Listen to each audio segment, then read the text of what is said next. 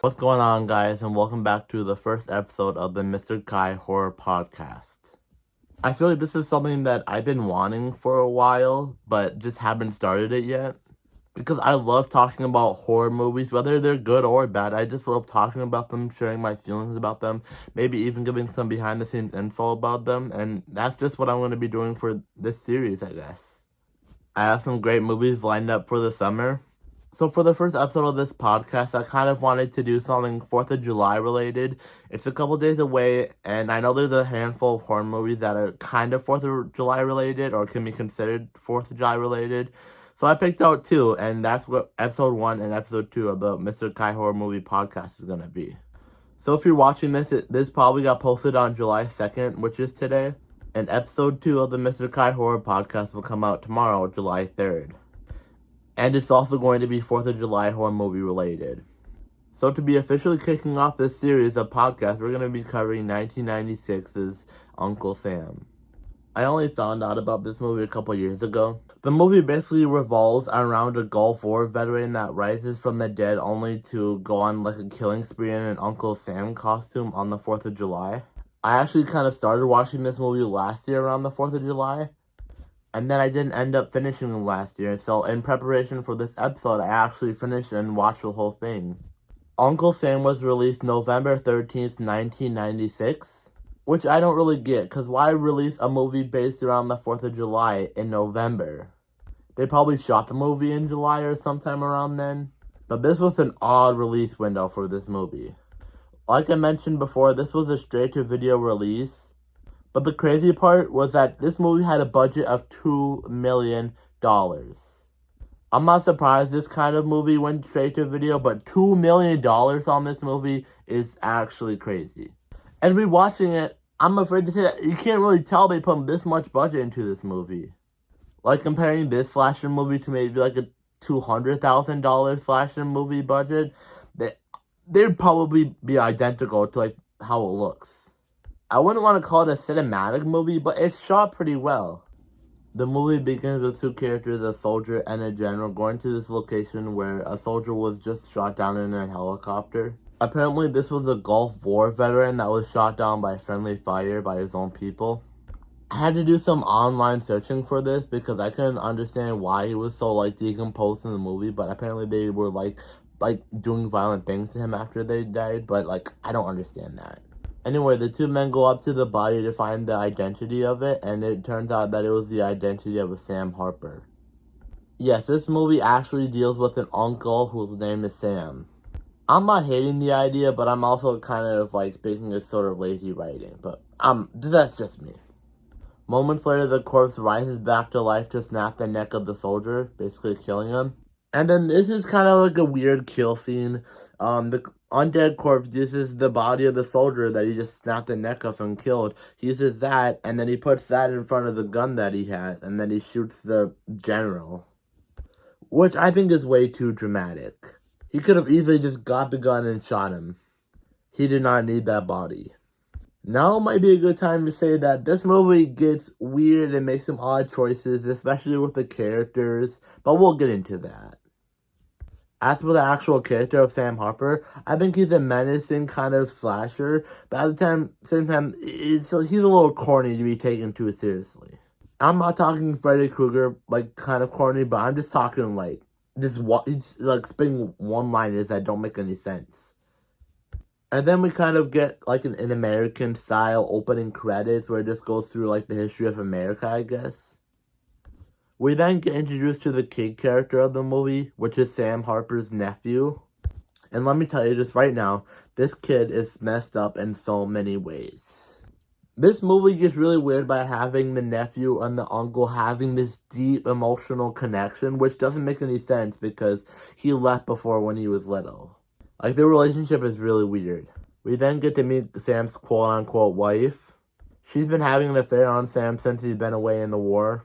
But one night when she gets to her doorstep, she's greeted by a sergeant who tells her that her husband is dead. Which ends in her having a full-blown meltdown even though she was just cheating on him a minute ago. Dude, some of these characters in this movie can get really hard to watch and just get plain out stupid. But then we do have characters like Jed Crowley, who was an amazing part of the film. Jed's character in the movie was kind of like a mentor for Sam and now his little nephew. He was the one that told Sam to get into the war. And just like his vibe, I love the way the actor plays out this role in it. He just gives it his all, which I appreciate the heck out of. The army then sends over Sam's body to his family's house. Of course, this house has to be home to the little demon that is his nephew. Like, seriously, dude, this kid is so obsessed with his uncle, it's actually creepy. This kid's relationship with his uncle may be the scariest thing in this movie. So this demon child thinks it's going to be a good idea to bring his uncle's medals to school. Which, another thing that actually doesn't make any sense, that actually kind of frustrates me. Why do they have school in July? I need to know this, because I don't know if it's like summer school or like what, because this is weird. This kid also likes to play with toys, and he likes to pretend of killing his mom's boyfriend. Like, somebody needs to put this kid in a mental institute. And another thing I want to say doesn't make sense, that doesn't relate to the demon child, is that I don't know how Sam came back to life, because he was shot dead in a helicopter. He was dead. And then he just came back to life. I don't know how. They never really explained how he came back to life. Anyway, a couple other scenes forward, we fast forward into these, like, sort of teenagers kind of raving at a cemetery. They're vandalizing, like, tombstones and that kind of stuff, you know, like teenager business. And somehow they get, like, they're, like, lighting a flag on fire, and they're, like, swerving around, like a bunch of, like flames go into Sam's, like, where he's gonna get buried, and that somehow wakes him up from the dead. Like, that doesn't make any sense whatsoever. But when he gets out of his coffin, we kind of get these cool POV shots, kind of like Halloween, of Sam walking through the house, checking on his, you know, demon child nephew, and then just kind of walking out of the house. And now is when the kills start to get really creative, and I just love the kills in this movie. He kills the guy in an Uncle Sam suit and then takes the Uncle Sam suit for himself. And then he goes after the teenagers. He kills one of the teenagers by practically blinding him with spray paint and then just burying him alive. And then the other one he hangs with a flagpole. Like, these kills can get really creative in this movie. Fast forward the following day. It's the 4th of July. Everybody's at the celebration. And we kind of get a cool, like, kill for their teacher, I guess, who was teaching the class in July. I still don't get that, but anyway. One of the kids who was in the parade lost his hatchet, and the teacher goes back in the classroom to find it, and it, like, Sam basically just throws the hatchet, like, in the teacher's head and just falls back. I'm confused, because, like, is that a real hatchet that they were using? Because if it was like a plastic or not a real hatchet, Sam must have had some sort of, like, force on that thing, because if it wasn't real, then he had to have, like chuck that thing so hard. But if it was real, why would you, like, trust an 8-year-old with a hatchet? That's besides the point, I guess. And then we get these really cool random moments spread through this 4th of July celebration of all these cool kills. We got Sam decapitating someone. Also, the effects in this movie are top-notch. Like, actually, these are pretty impressive. If only the actual movie could be as impressive as the effects in this movie, because, oh boy. It's at the celebration, the movie kind of meets this, like, useless side character that's a friend of Jody's. He's, like, in a wheelchair. He's blind because he was in, like, a fireworks accident from last year, I guess. But he literally has no significance in this movie whatsoever. No offense to the actor. Sam actually slams a girl's face on a grill, which eventually kills her, which I think is pretty awesome. Some of the dialogue can also get really, really wonky in this movie. That's probably one of my biggest pet peeves. But anyway, like I was saying, we're getting these cool kills and everything. But you know who's also at the celebration? Jed. We get a cool moment where Jed and Sam kind of bump into each other, basically. And they're having this, like, stare down moment, which is, I don't know, kind of cool from the characters.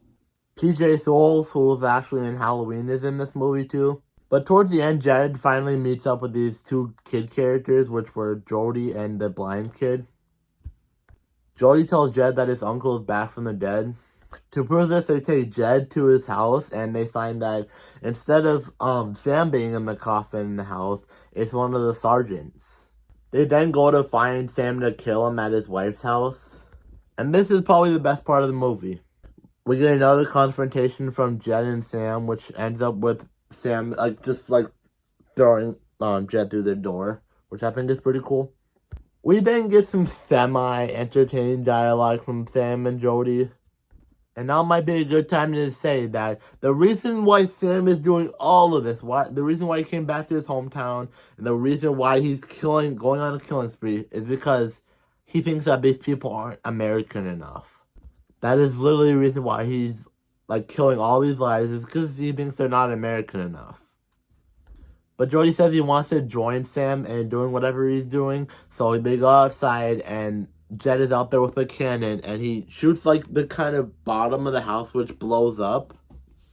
It doesn't kill Sam, but we get some pretty cool fire effects on him until Jed shoots another cannon, which basically sent him through the house, and then the house finally just explodes. So hopefully that kills him, but wasn't he already dead? So that doesn't, I don't know.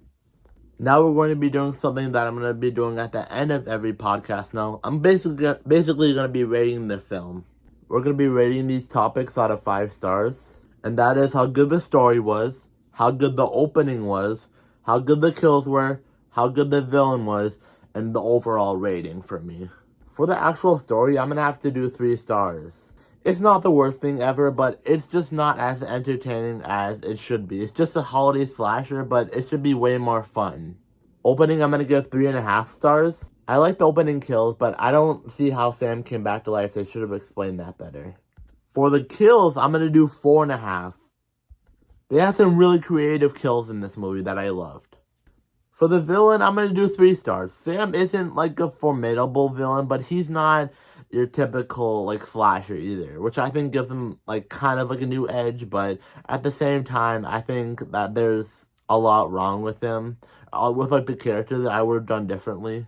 And finally, for the overall rating, I'm gonna have to give it 3 stars. It's just not as fun as the holiday slasher should be, but still has those fun kills in there. If you want to check out Uncle Sam for yourself, it's on Tubi. I think it's on another streaming service for free. But if you want to check it out, just blindly go ahead. For all means, go ahead. But that's a wrap on today's first episode of the podcast. I really hope you guys enjoy this, because this is something I really want to start doing long term. Like I said, episode 2 comes out tomorrow. I'm really excited for you guys to see it, because it was something I was supposed to do a while ago. Maybe that'll give it away, but we'll see. But anyway, until tomorrow, I'm Mr. Kai. Take care.